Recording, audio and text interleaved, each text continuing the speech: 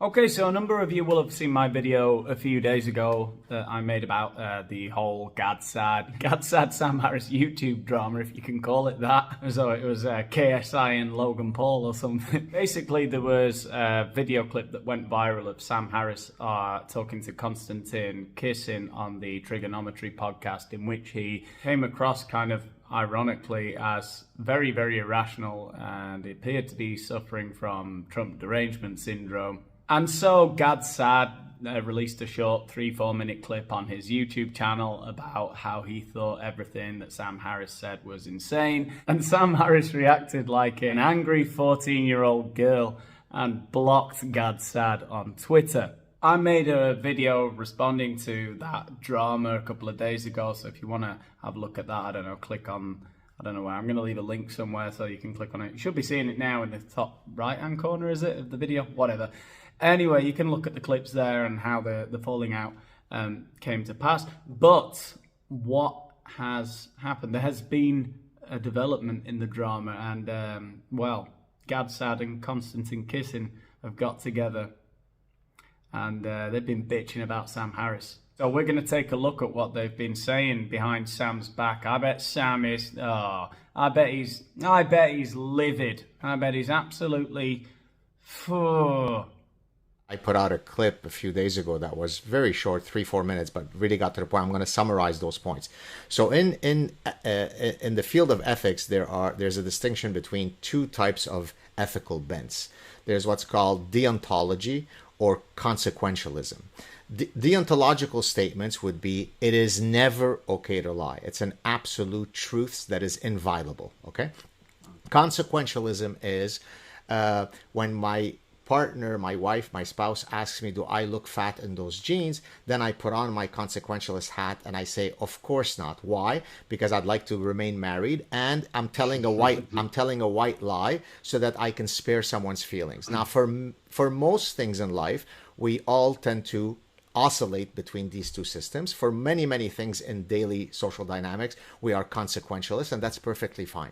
But when you're talking about the foundational values that define the beauty of our Western cultures, those foundational principles are fully, unequivocally deontological. So, for example, presumption of innocence is a principle that doesn't only apply to the people that we really care about and respect. It applies to Brett Kavanaugh. So when someone says he has been a gang rapist going up and down the Eastern Board, I don't exactly remember. It happened 40 years ago. It may have happened. It may not have happened. But, you know, it's too serious to allow this guy to become a justice, because we can't afford him presumption of innocence, because after all, this is not a jury case. I mean, it's not a criminal case. It's just a job interview. Well, if you're like me, a bit of a dummy, I want to break that down a little bit. I think that's a really amazing example. He's explained that really well. But I think you really have to think about that quite a bit, or at least I did. It's absolutely right that we all have a certain sense of what is right and what is wrong, but we don't have clearly defined where the boundary is, at what point we can break with our moral stances. Like Gad Saad said there are situations in which you will lie because of the consequences. So we'll take into account the consequentialism. We'll take a consequentialist approach to a given situation, such as when we tell a white lie. However, there are certain things where you have to be absolute, where you have to be completely clear what is right and what is wrong. Okay? And stuff like the presumption of innocence is really, really important for everyone. There we have to be deontological. It is absolutely 100% necessary that we presume somebody is innocent until they are proven guilty. You have to understand that that is an absolutely necessary component of our culture. Well, it's okay if Donald Trump is taken off the platform, because sure, freedom of speech is important, but ultimately this is a private company, and anyways, we should not be giving freedom of speech to those that we know are asteroids catapulting all the way to Earth. So there was a constant, repetitive, not only on your show, but in the 5-6 years since Trump came to offer, where Sam, who is a philosopher, who is a bright man, who is a moral man, has violated the most fundamental principle that deontological principles can never be violated. So what I did in my case, I will interject myself into the situation. I like Sam a lot. I've had dinner with Sam. He was a friend of mine. There is nothing personal. I don't care about personal things because we're not such good friends that we're calling each other every day. But we've had a very positive interaction through the years. He's invited me on his show. For 4 or 5 years, I sat quietly while he went hysterical. And not just hysterical. I don't care if he's hysterical. But once you're violating values that really matter to me in the defense of the West, then I started feeling inauthentic in not speaking out against him, right? Because I was now torn between two systems.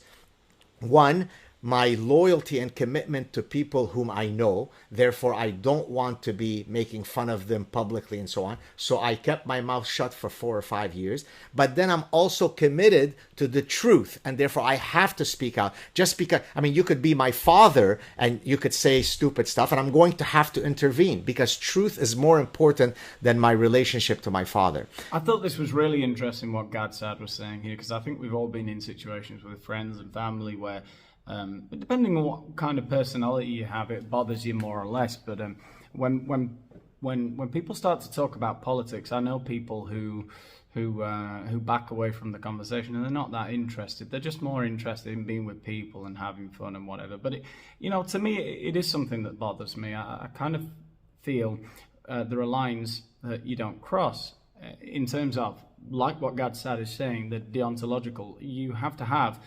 I think you have to have similar, very similar morals to the people that you spend time with. You can disagree on things, right? You can see things in different ways. You can vote for different political parties, but essentially you have to have a set of values which coincide. And I really understand him when he says he's been listening for 4 or 5 years and not wanting to humiliate Sam in public. And I don't think he tried to humiliate him, by the way. If you have a look at the clip which Gad put out, have a look at Gad Saad's YouTube channel, and you can see it. He brought it out a couple of days ago. It's a 3 or 4 minute clip where he explains why he disagrees with Sam, why he thinks Sam Harris is not he's not being principled in his arguments. And I think I can really sympathize with what Gad is saying there. It's there are for me certain things that I won't accept from people around me. I think I can tolerate different points of view, but I have a really hard time accepting things when there's sort of willful blindness. Like in the case with Sam Harris, he's willfully blind. He can see nothing. Nothing would change his mind about Trump, right? He in the clip on the Triggernometry podcast, he says that Hunter Biden could have had the rotting corpses of children in his basement, and he wouldn't mind if the press had covered it up so long as Trump didn't get into power. And he says it was a left-wing conspiracy, and that's fine. He doesn't care. He thinks it's warranted, right? That the press covered up the Hunter Biden laptop case.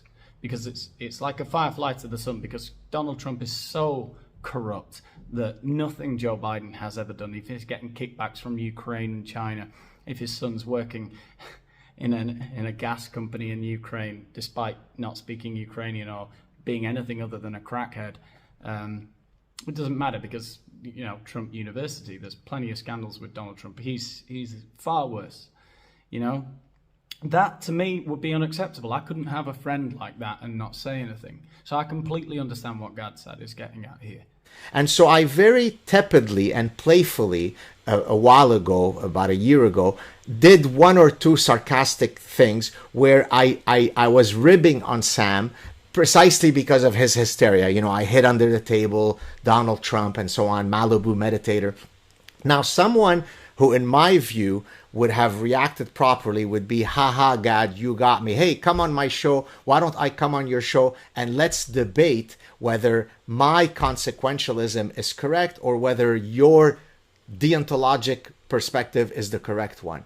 But instead, what he did, he blocked me. Now the morons say, oh, Gad is upset because he blocked him. I couldn't give a shit. I've got a great wife, a great house, a best-selling book. I'm healthy. I've got great children. Sam is number 187 on my list of I care about. But what to me it says, and I know it puts you in a difficult position because he was a guest of yours and so on, what to me it says is precisely what I talk about the parasitic mind, which is you can take someone as educated as Sam, as lovely as Sam, as sweet as Sam, but once we find the idea pathogen that he is weak to, in this case Trump, then he can be parasitized, right? And that to me is disappointing because otherwise the list of great qualities of Sam are truly quite long. And so I feel sorry that it has gotten to this. Sorry to be long-winded. No. I think a good example that we could all relate to, certainly for me in my life, would be over the last couple of years, what we've seen with COVID, how people have been divided, not even along ideological lines, because I don't think it was a left versus right thing. I know a lot of left-leaning people who hated the COVID restrictions. I'd probably say more right-leaning people were perhaps anti-COVID restrictions, but it really wasn't that clearly defined. I know a lot of conservative people who really surprised me because they're all about lowering taxes and more individual freedoms, and then they were obsessed with mask mandates and obsessed with vaccine mandates. And absolutely pro-COVID measures, and the only things that they would complain about with where I live in Spain is with the Spanish government, which is a left-wing government. The only thing they would complain about is if they ordered some faulty masks, or if more people were dying of COVID, whether they were or not. And it was completely bizarre to watch because I even saw the in theory, Conservative Party in Spain, they were very pro-restriction, most of them. Oftentimes more pro-restriction over the 2 years than their socialist counterparts in the different regional autonomous governments in Spain. So I thought that was a really interesting case study where you just saw how people had their minds infected. Yes, we talk about the parasitic mind. There was something that got to them. And I spoke a lot about in previous videos, and well, just with people I spoke to about COVID, about how it seemed to unite an element, a Machiavellian element of both the left and the right, the COVID restrictions, because obviously the far left want to see the population controlled as much as possible, right? They want to see everybody falling into line and losing their individuality, I suppose, to a certain extent, if we're talking about extreme left.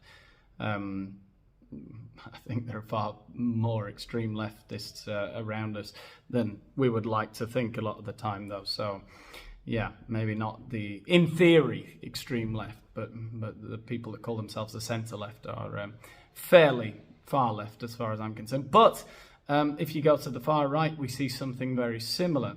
I don't think it's as prevalent nowadays, but certainly the far right are absolutely fearful of dirt and germs and anything that disgusts them, right? And so a disease like COVID, a virus, sort of combine those two Machiavellian nasty traits of the far left and the far right, and of course the extremes are far more vocal than the centre. And so we saw this sort of extremely narcissistic left-wing approach. We saw people's parasitic response, their minds becoming infected with this desire for power that they'd always had. These frustrated librarians and I don't know, cashiers and airport baggage handlers telling people to put their masks on, probably more left-leaning. And then you saw the same sort of thing with people running small businesses who became absolutely obsessed with people who were coming into their establishment being absolutely clean and cleansing their hands and all of this kind of thing. We saw a lot of it on both sides, and it was amazing, to me at least, that you would get such a response from people who you completely didn't expect it from, right? People who were fun-loving, outgoing people suddenly became recluses because this was the one thing that was able to infect their mind. COVID, it didn't infect their body, it infected their mind. Far more people were infected by the propaganda than were by the virus. Now, I don't know what I'm talking about there, but that was my feeling. And I think a lot of that has happened with Trump as well. People's response to Trump has been like a parasite that's entered their brain. I hear you. I don't look. I cannot possibly know the nature of your relationship with Sam, who said what, how it went down, or whatever. However, here's what I would say, and this isn't in defense of Sam, it's more in defense of me, because I sometimes block people who behave towards me in a similar way as you've described you were behaving towards Sam. I'm not saying it's the same because I don't know the nature of your relationship. However, here's how I think about Twitter, right? I am a public person to some extent. You are a public person to some extent. To me, Twitter is my workplace, okay?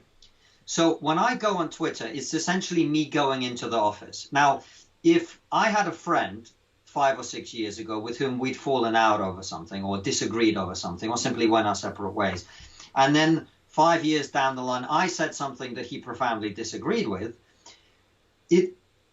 if I went to the office every day and this guy was at the door going, here's, talking to all the people in the street about how I'm an idiot. I'm not saying you said that, but I'm exaggerating. Sure, right? sure.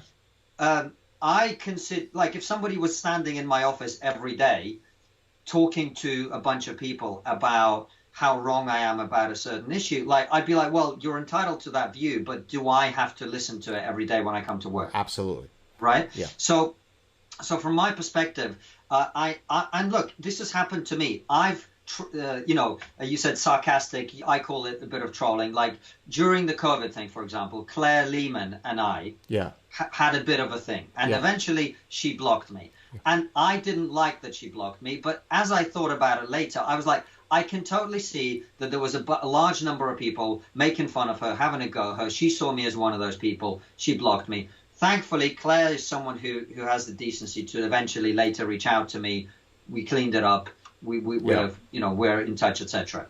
But my point is this: like, I think this idea that someone blocked you, therefore it means this. It's a little bit of a leap of logic. It's not necessarily that. Like Sam, right, for the last few days is going through something that is deeply unpleasant. I don't care how much you meditate, right? Yeah. When you've got millions of people around the world saying you're the worst thing and blah, blah, blah, it's difficult. And so if you see people, particularly people who were friends of yours with whom you were in touch, you may not be right that they are doing so unfairly, but you may see them as part of this big mob of people who are attacking you, many of whom are attacking you unfairly. They're not doing what Gad Saad may have been doing, which is saying, here is where your argument is flawed. Yeah. A lot of them are saying, you're the worst person that's ever lived, and I hope you die. Yes, I think Konstantin made some really, really good points there, and I've seen that in my own comment section. The vast majority was sort of constructive criticism, but a lot of people do have sort of taken it to heart with Sam. It seems that the vast majority of people that commented on my previous video about this YouTube drama, they did seem to be ex-fans or continuing to be fans. I've got to say, very little of it was extremely offensive, though a lot of the reaction seemed to be, I'm never listening to him again, or I went off him a few years ago after being a fan of his for a decade, or, there was a lot of that sort of sensation. I don't know if Sam Harris has taken a ton of abuse. I've got no idea. Certainly Gad Saad didn't seem to abuse him in any way. Like I say, take a look at the original clip if you want to see what he said. I think he's being very, very nuanced in his criticism here. But I think at the end of the day, Sam Harris has to accept that a lot of people are criticizing him from a very genuine place, that it's just that they think his view on Trump is completely unacceptable and completely at odds with what he promotes, right? This mindfulness, this critical thinking. It seems that he's not applying his own principles, which I think is essentially what Gad Saad is saying, that he's not applying his own principles to a particular thing, a particular case in point, which is anything to do with Donald Trump. It just causes this schism in his mind, and he reacts in a very sort of childish and irrational way. And you know, to me, all of this could be brushed under the carpet if he just sort of said, yeah, you know what, I accept the criticism. Like Gad said, he could have reached out to Gad and said, well, come on and I'll talk about the benefits and the cost-benefit analysis of a consequentialist versus a deontological response to Donald Trump, because they both seem to agree that he has some very disagreeable personality traits, Donald Trump. So surely they could find some common ground somewhere. It honestly feels to me as though Sam Harris is I don't know, burnt out or something. It's like he can't, it's really got to him, the whole Donald Trump thing. He just can't hold a conversation about it unless people agree with him. I don't know, maybe I'm going too far there. I don't know. Let me know what you think in the comments.